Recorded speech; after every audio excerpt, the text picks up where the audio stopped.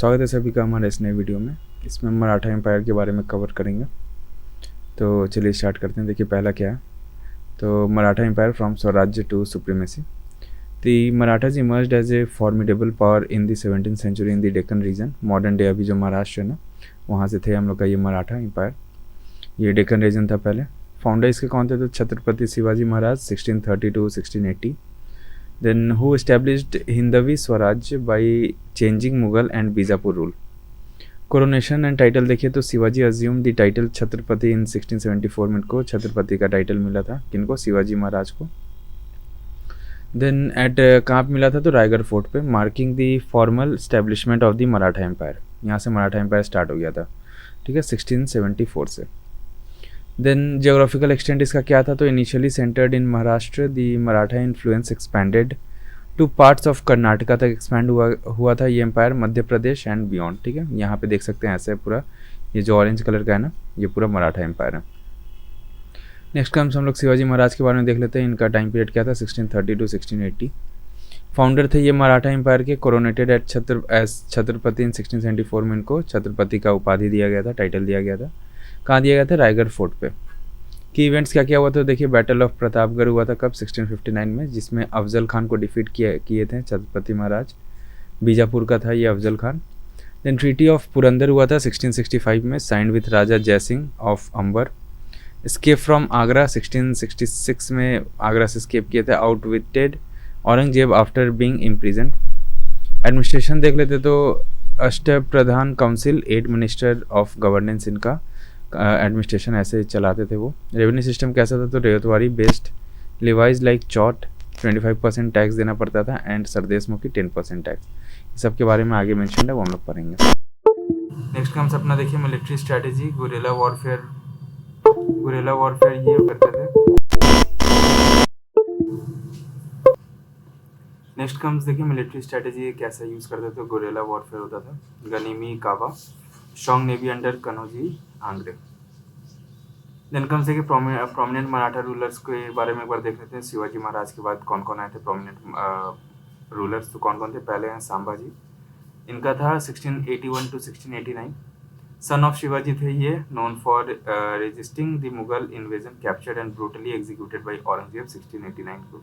इनको एग्जीक्यूट कर दिया गया था, किसके थ्रू, औरंगजेब के थ्रू। देन कम्स अपने राजा राम, जिनका टाइम पीरियड था 1689 to 1700। फ्लेड टू गिंगी पोर्ट, तमिलनाडु में है ये, and continued guerrilla warfare against the Mughals. Introduced हुकूमत पंथ, decentralised administration system. Next comes देखिए ताराबाई, 1700 to 1714। ताराबाई कौन थी, तो ये उनकी वाइफ थी, किनकी, राजा राम की। जब राजा राम जी का जब डेथ हो गया था ना, तो उसके बाद ये ताराबाई जो थी ये पूरा टेरिटरी को संभाल रही थी। Acted as regent for her minor son Shivaji to led strong resistance against the Mughals and expanded Maratha influence. Then comes Shahu Maharaj 1707 to 1749। Released by Bahadur Shah one, Aurangzeb successor था कौन, Bahadur Shah one. Emerged victorious in the succession struggle against Tarabai. Shifted power to Peshwas, appointing Balaji Vishwanath 1713 में as Peshwa, ठीक है। बालाजी विश्वनाथ को ये पेशवा घोषित किए थे, marking the rise of the Peshwa dominance. अब यहाँ से पेशवा का डोमिनेंस जो स्टार्ट हो गया था। अब देखिए पेशवा एरा के बारे में देख लेते हैं। 1713 to 1818 तक ये चला था। राइज ऑफ पेशवाशिप कैसे राइज हुआ था, तो the Peshwa became the de facto ruler over shadowing the Chhatrapati. Expanded Maratha influence through military campaigns and diplomacy. Military campaigns और डिप्लोमेसी के थ्रू जो मराठा के इन्फ्लुएंस को एक्सपैंड किया गया था यहाँ पे। अब देखिए नोटेबल पेशवास के बारे में देख रहे तो पहला है बालाजी विश्वनाथ, जिनका टाइम पीरियड क्या था, तो 1713 to 1720। Secured Shahu Maharaj release from Mughal captivity, established hereditary पेशवाशिप and strengthened Maratha treasury through diplomacy. Then comes Bajirao I, 1720 to 1740, expanded Maratha power in North India, defeated Mughals and Nizam, and mastered rapid cavalry warfare.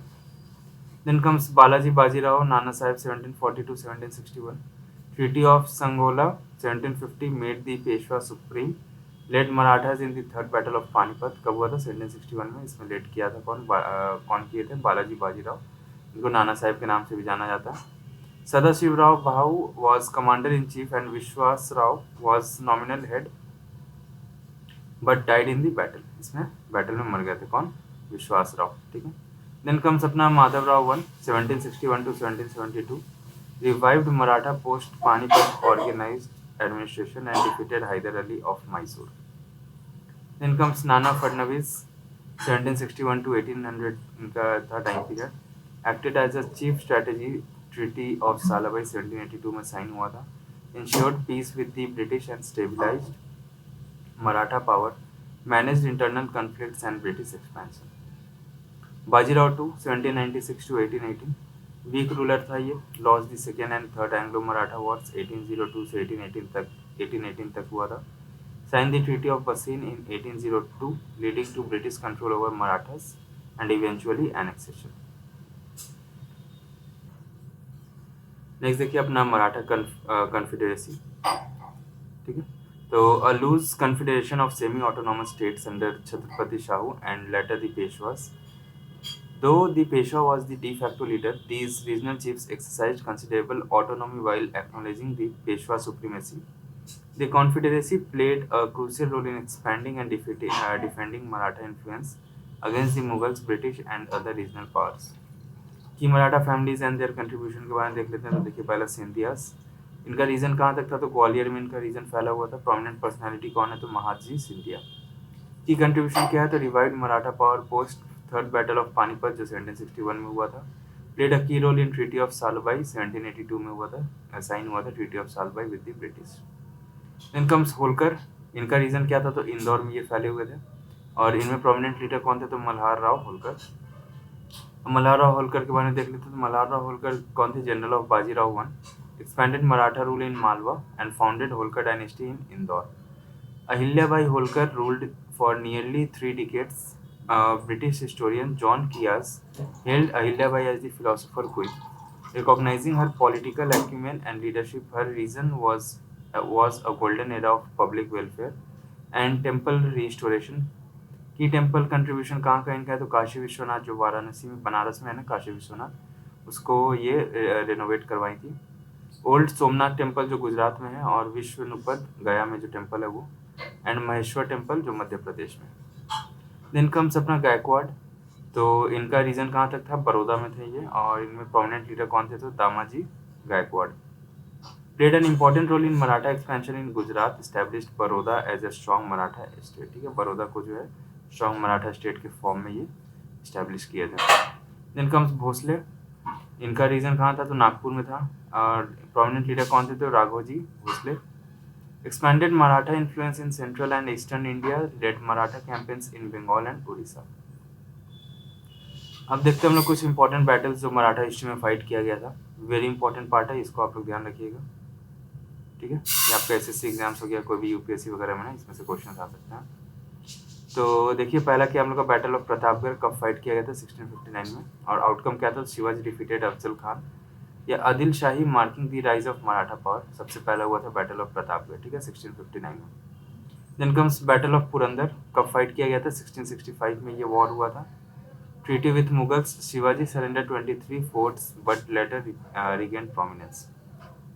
Then comes battle of Sinhagad, Kondana fort में fight किया गया था, ये 1670 में हुआ था। Marathas led by Tanaji Malusare recaptured the fort from Mughals. Tanaji sacrificed his life and the fort was renamed Sinhagad. Okay, अब हम लोग का बैटल ऑफ सलहर 1672 में फाइट किया गया था। First major open field victory of Maratha over the Mughals in the north India. Then battle of Sambhaji Maharaj 1681 से 1689 में फाइट किया गया था। बुरहानपुर 1681 में हुआ था, plundered Mughal trade hub. Then Wai 1687 में fought against Mughals but treated Sangameshwar 1689, captured and executed by Aurangzeb. Then comes अपना बैटल ऑफ खेद 1707 में फाइट किया गया था, Shahu versus Tarabai. For succession Shahu emerge victorious. Then battle of Palkhed 1728 में फाइट किया गया था, किसके बीच में था, Bajirao one decisively defeated the Nizam of Hyderabad, showcasing superior military strategy.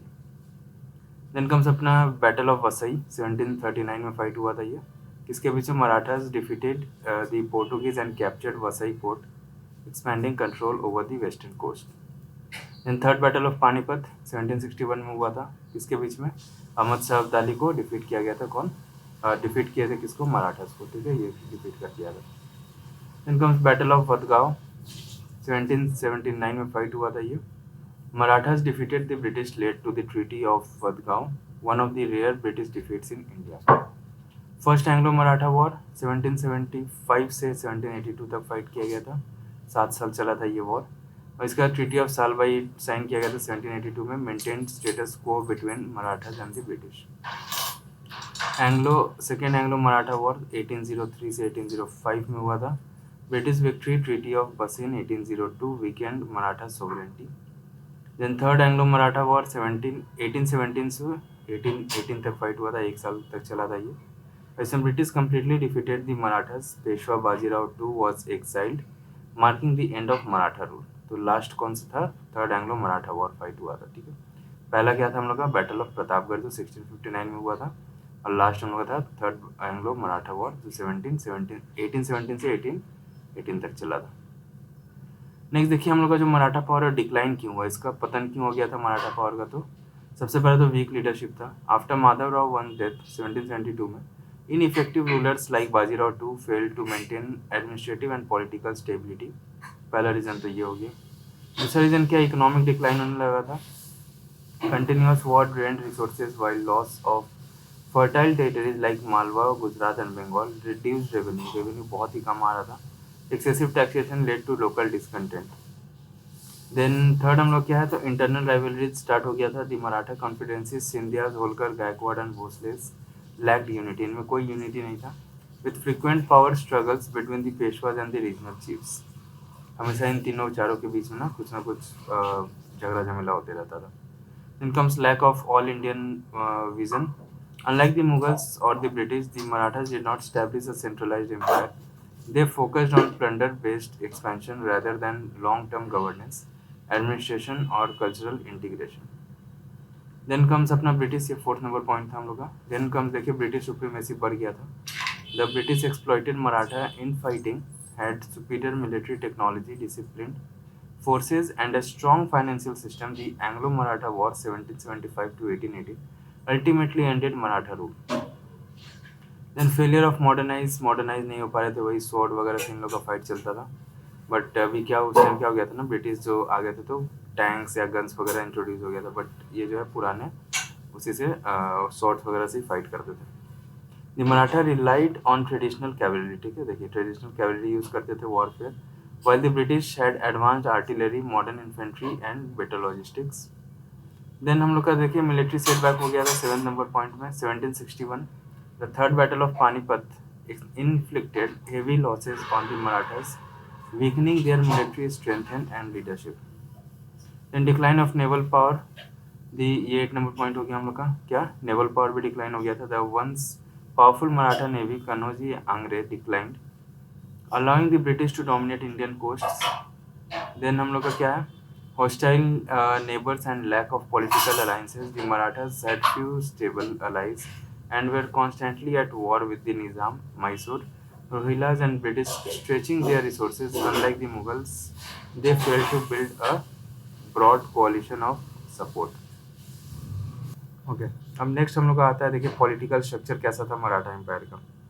तो Chhatrapati Shivaji Maharaj was one of the most remarkable administrator in Indian history. He established a well organized governance system, इनके टाइम में ना बहुत ही अच्छे से मेंटेन करके रखे थे। That emphasized centralized authority, efficient revenue management, military discipline and public welfare, बहुत ही अच्छे से मेंटेन होता था इसमें मराठा एम्पायर में। देन सेंट्रल एडमिनिस्ट्रेशन, दी अष्ट प्रधान मंडल, इसके बारे में देख रहे थे। अष्ट प्रधान मंडल जो है ना, ये बहुत इंपॉर्टेंट पॉइंट है, यहाँ पे अच्छे से देखिएगा क्या है इसमें।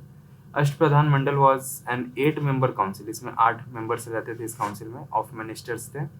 That assisted Shivaji in state administration, जितना भी स्टेट का काम होता था ना, जैसे टैक्स कलेक्ट करना, फिर कहीं पे अगर सूखा पड़ गया तो वहाँ पे आपका अच्छे से डिस्ट्रीब्यूशन करना ग्रेन्स का या पैसे का, वो सब जो है ये 8 मेंबर काउंसिल जो शिवाजी के साथ सब डिस्कस करते थे, देन एग्जीक्यूशन होता था।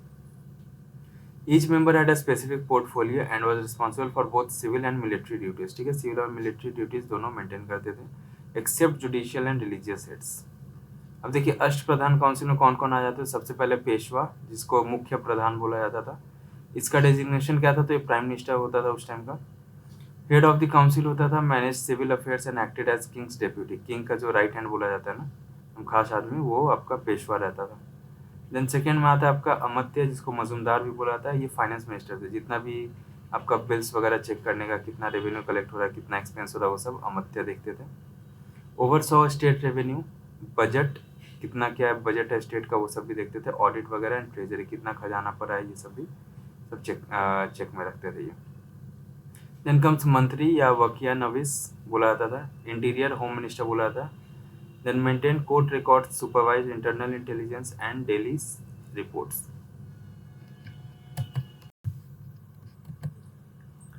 देन आता है, देखिए, सुमंत या द बिट्स बोला जाता है इनको, ये फॉरेन मिनिस्टर होता था। Handle diplomacy, alliances and foreign negotiations. अब आते हैं सचिव, तो चीफ सेक्रेटरी होते थे ये। Manage official correspondence, documentation and seals. Then Senapati, Sari Naubat, commander in chief होता था ये। Supreme head of the military, oversaw strategy, training and defences. Then comes अपना न्यायाधीश, चीफ जस्टिस जिसको बोला जाता था, ठीक है। Administrate civil and criminal justice, supervise legal procedures. Then Pandit Rao, religious and charity head, oversaw religious activity, rituals, charitable grants and ethics. Then Ashta Pradhan system के बारे में अगर देख लेते तो ये इंस्पायर्ड था ये, इन्वेंट नहीं किया गया था, ठीक है, मतलब ये कहीं से इंस्पायर होके देन जो है मराठा एम्पायर में इसको इम्प्लीमेंट किया गया था। The concept of ministerial council was not originally created by Shivaji. It drew inspiration from earlier models such as Brahmi and Deccan सल्तनत से इंस्पायर था, which had ministerial bodies with similar portfolios. Then comes Adil Shahi Bijapur and Nizam Shahi Ahmednagar, whose Persian influence bureaucracies served as templates. Then advisory in nature. The Ashtapradhan was an advisory body. Its recommendations were not binding. The Chhatrapati held supreme decision-making authority.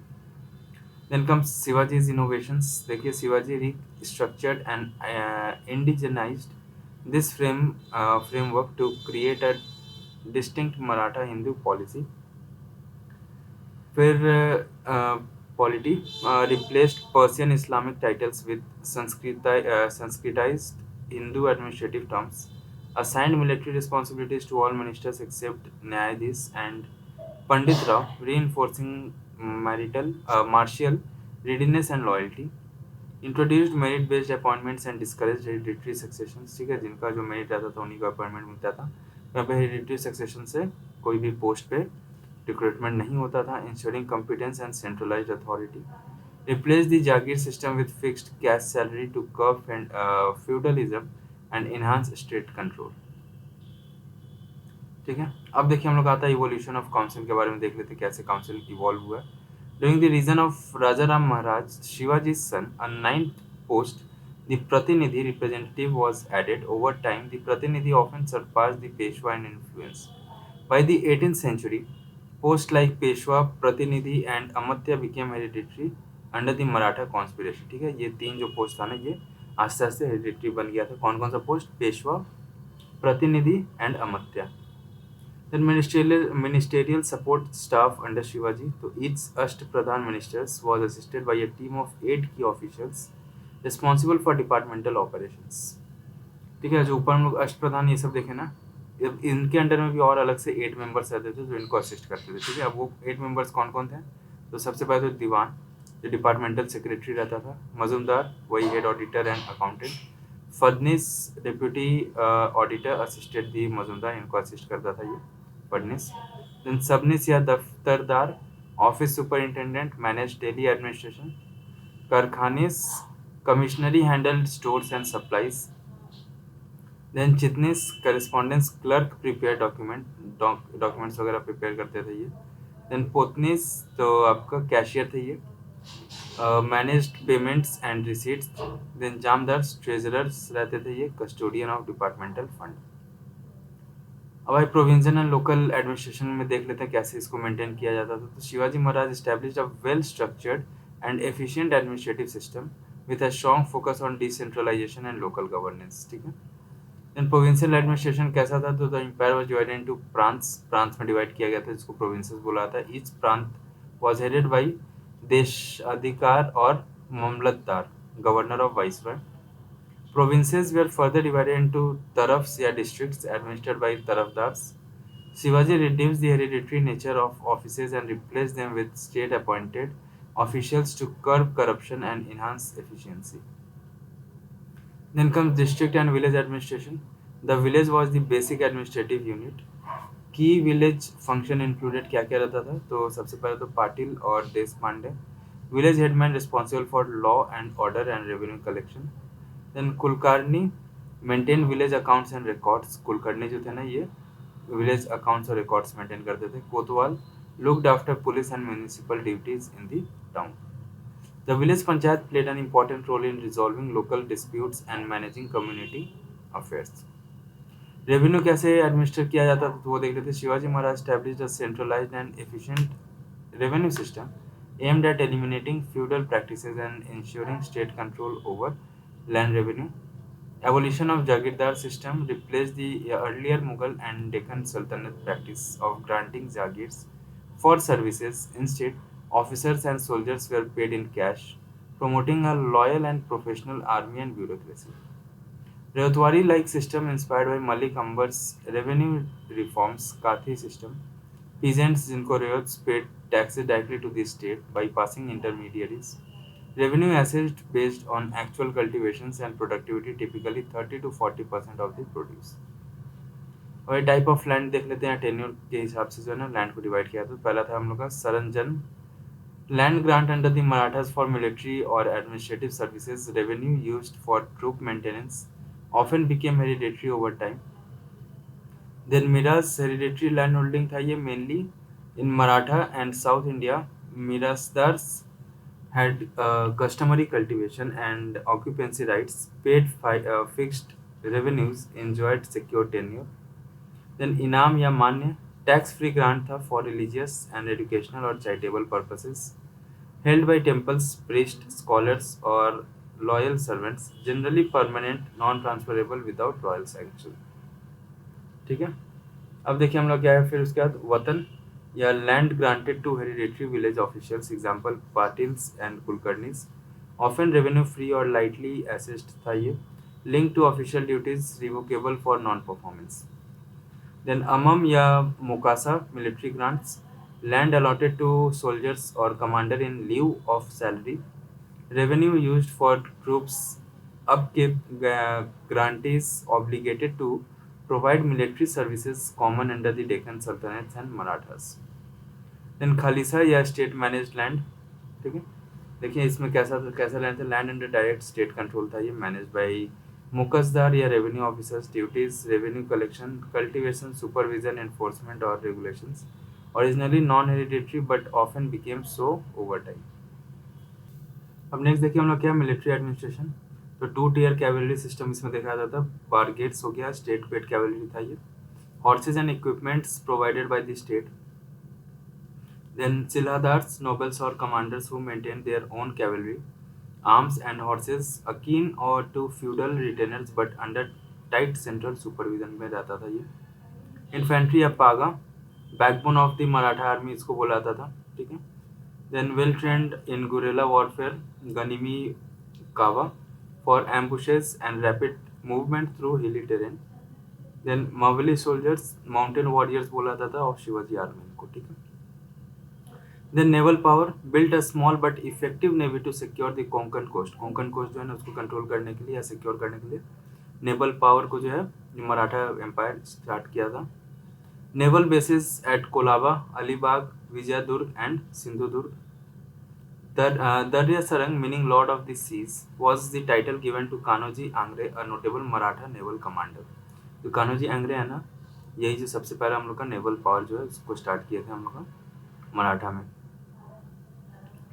की administrative innovations of the Marathas क्या है. तो Adnyapatra, a key state policy document of Ramchandra Pant Amatya, codifying Shivaji's administrative principles, written in Modi script. ठीक है. यहाँ इस कौन सा स्क्रिप्ट यूज होता था, तो मोदी स्क्रिप्ट यूज होता था. It detailed governance, revenue and military organisation. Curbing Deshmukh power, Shivaji reduced the influence of hereditary landlords जो देशमुख होते थे by expanding crown land and reinforcing central authority. Limiting feudal decentralisation. Modi script जो है ये फिर आस्ते आस्ते जो है देखिए हट गया था। तो official script of Maratha administration क्या था, Modi script, used for revenue records में यूज किया जाता था। Then military communications and state correspondence, known for its speed and legibility, it was later replace by Devanagari. फिर ये जो मोदी स्क्रिप्ट को रिप्लेस कर कौन आ गया था, देवनागरी स्क्रिप्ट को फिर यूज किया जा रहा था। एग्रीकल्चर देख लेते हैं कैसा था एग्रीकल्चर मराठा एम्पायर में। प्राइमरी ऑक्यूपेशन था agriculture, land revenue was the main source of state income. Revenue assessment were based on the Kathi system या मेजर्ड प्रोडक्टिविटी, ठीक है, जैसा प्रोडक्टिविटी रहेगा वैसा आपको टैक्स या रेवेन्यू देना पड़ेगा सेंटर में। इंपॉर्टेंट टैक्सेस देख लेते, पहला क्या था, चौट, जो 25% बोला जाता था, जितना भी आपका प्रोडक्शन होगा उसका 25% आपको मराठा एम्पायर को सबमिट करना पड़ेगा। The Marathas claimed chat, that is 1/4 of the total revenue from the neighboring chieftains whose territory did not form part of their homeland, Swaraj.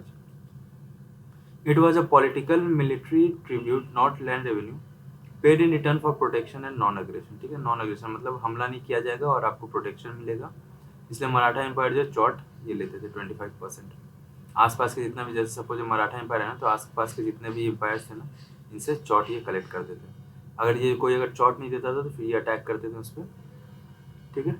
अब देखिए सरदेशमुखी जो 10% बोला जाता, 10% था सरदेशमुखी, ये है क्या, तो additional 10% tax claimed for the hereditary right of the Maratha king as Sardeshmukhi, chief headman of the region, collected after Chauth. Chauth पहले 25% ले लिया जाता था, उसके बाद फिर एक्स्ट्रा 10% लिया जाता था, often from the same region, same region. Trade and commerce कैसा था इसका, तो coastal trade thrived via key ports like Surat, उस टाइम पोर्ट कौन सा था, Surat port, then Chaul, Dabhol and Bassein. Inland trade routes were secured under Shivaji's rule. Trade included textile, spices and horses. क्या क्या में ट्रेड किया था, टेक्सटाइल्स मतलब कपड़ों का ट्रेडिंग होता था, स्पाइसेस का, मसालों का एंड हॉर्सेस का ट्रेडिंग होता था। कॉइनेज, तो शिवाजी पैसा या कॉपर कॉइन उस टाइम यूज होता था, was issued by Shivaji. Other currencies in circulation included hons, जो गोल्ड का कॉइन रहता था, then pagodas and mohurs. Social system under the Marathas कैसा था, तो कास्ट बेस्ड हायरार्की चलता था, Maratha society was hierarchical, but Shivaji promoted meritocracy, appointing capable individuals from the non-Brahmin communities like Kayast and Prabhus to key administrative the military post. Women का status कैसा था, तो women enjoyed relatively better status, यहाँ पे women को जो है अच्छा स्टेटस में रखा जाता था। दे कुड ओन प्रॉपर्टी, उनके नाम से प्रॉपर्टी रहता था, and in rare cases participate in governance, और गवर्नेंस में भी पार्टिसिपेट करते थे।